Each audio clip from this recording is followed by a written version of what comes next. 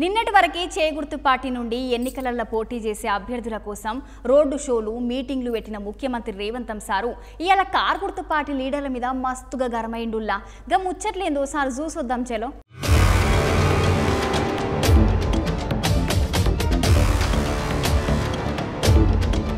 విద్యా ఉద్యోగాలలోనే కాకుండా ఎస్సీ ఎస్టీలకు రాజకీయ పరమైన రిజర్వేషన్లను కూడా చట్టసభలలో వాళ్ళ ప్రాతినిధ్యం ఉండాలని శాసనసభలో లోక్సభలో ఈ రిజర్వేషన్లను అమలు చేస్తూ వచ్చింది.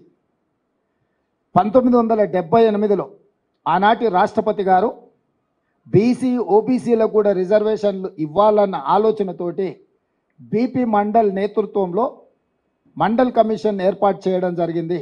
కులాలను ఉపకులాలను ప్రాంతాలను ఎన్నో రకాలుగా సమాచారాన్ని సేకరించి చివరగా 1990లో 27% బీసీ ఓబీసీ రిజర్వేషన్లను అమలు చేసే నిర్ణయాన్ని విపి సింగ్ గారు తీసుకోవడం జరిగింది. అదే సందర్భంలో న్యాయస్థానంలో కూడా వీటిని సవాల్ చేస్తే న్యాయస్థానము 9 మంది జడ్జిలతో కూడుకున్న ధర్మాసనము మండల్ కమిషన్ ఇచ్చిన తీర్పును ఆమోదిస్తూ ఎస్సీలకు 15%, ఎస్టీలకు 7.5%, 22.5% పోను 27% విద్యా ఉద్యోగాలలో బీసీ ఓబీసీలకు రిజర్వేషన్లు ఇవ్వండి అని తీర్పు ఇవ్వడమే కాకుండా వర్టికల్గా 50% మించకూడదు అనే నిబంధనను కూడా ఆ రోజు ఇంద్రసాహాని వర్సెస్ యూనియన్ ఆఫ్ ఇండియా కేసులో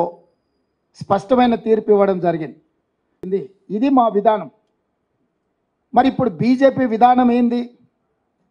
1925లో ఆర్ఎస్ఎస్ను మొదలుపెట్టినప్పుడు వాళ్ళు ఒక నిర్ణయం తీసుకున్నారు. 100 సంవత్సరాల లోపు ఈ దేశాన్ని హిందూ దేశంగా ప్రకటిస్తామనేది ఒక నిర్ణయం. స్వతంత్రం వచ్చిన తర్వాత కాంగ్రెస్ పార్టీ అమలు చేస్తున్న రిజర్వేషన్లను రద్దు చేసి రిజర్వేషన్లు లేని దేశాన్ని ఏర్పాటు చేస్తామనేది రెండవది. ఈ రెండు విషయాలలో అన్ని రకాలుగా వాళ్ళు ఒక ప్రయత్నం చేస్తున్నారు.